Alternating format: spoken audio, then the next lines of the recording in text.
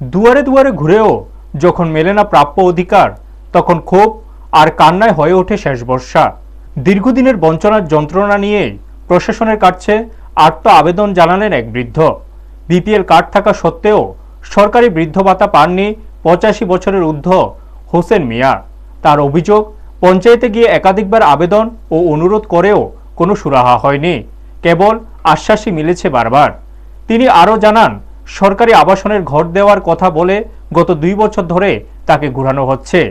দিব বলে কাগজে নাম নথিভুক্ত করা হয়েছে একাধিকবার, কিন্তু বাস্তবে এখনো ঘর মেলেনি। ফলে অনিশ্চয়তা আর কষ্টের মধ্যে দিন কাটছে তার। সিপাহীজলা জেলার বিশ্রামগঞ্জ এলাকার বাসিন্দা এই বৃদ্ধ নিজের বুক ফাটা আর্তনাদ রাজ্যের মুখ্যমন্ত্রীর উদ্দেশ্যে তুলে ধরে দ্রুত ব্যবস্থা নেওয়ার দাবি জানিয়েছেন। তার প্রশ্ন, সরকারি তালিকায় নাম থাকা সত্ত্বেও কেন মিলছে না প্রাপ্য সুবিধা? এই ঘটনা স্থানীয় মহলে চাঞ্চল্যের সৃষ্টি হয়েছে।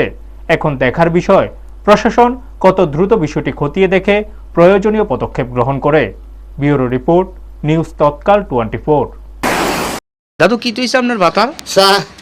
আমার এই যে ভাতাটা আমি পাইছি না, অনেক দিন যাবত আমি পঞ্চায়েতেও ঘুরছি, আমি অনেক কষ্ট করে খাই, তবে তারা দিব কইয়া আমার দিছে না। এটা আমি যদি মুখ্যমন্ত্রীর কাছে আমার এইটুকুকে আমার একটা আবেদন, আমার দিকে গরিব মানুষ আমার দিকে যদি তাকাইয়া চায় আমি একটা বিপিএল ভুক্ত, তাহলে তারা আমি খুশি হলাম। বিপিএল ভুক্ত না বিপিএল রেশন কার্ড? আপনি? আমি বিপিএল রেশন কার্ড, এরপরে ভাতা পাইছেন না? আমি ফাঁসি না, কাঁদছিও তার কাছে, পঞ্চায়েত আমি কান্দাইছি, আমার দিব কইয়া তার আশা দিয়ে আবার। কত হইব দাদু বয়সটা? আমার 85-র উপরে হইব, আমার কাগজপত্র আমার 85-র উপরে হইব। আপনার নাম কি? আমার নাম হোসেন মিয়া। এই জায়গাটার নাম কি?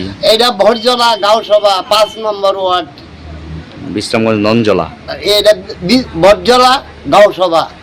কোন জায়গাতে? এসপি অফিসের লোক আপনার বাড়ি? একটি অফিসের লগ এই তো স্যার আমার বাড়ি।